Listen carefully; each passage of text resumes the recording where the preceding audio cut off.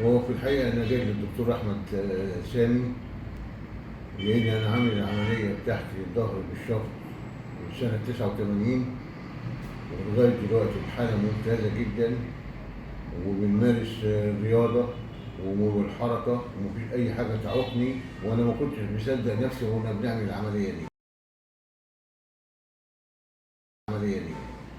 إلا إن ابني بيلعب كورة جاله ديسك، فأنا افتكرت الدكتور أحمد سامي، فقعدت أدور عليه في النت لغاية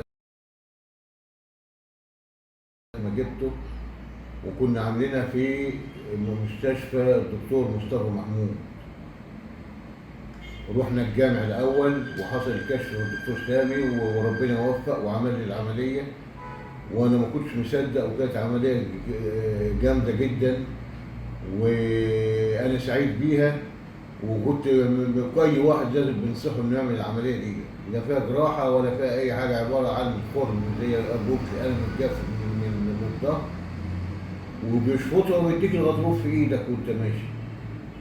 يعني من العمليات المتقدمة جدا. والدكتور ده أنا بقول لك أنا عاملها سنة 89 لغاية دلوقتي. أنا جايب ابني معايا عشان ابني عنده ديسك، عشان يعملها له، وإن شاء الله ربنا يوفقه وتنجح زي العملية بتاعت أبوي بالواد وأبوه يعني.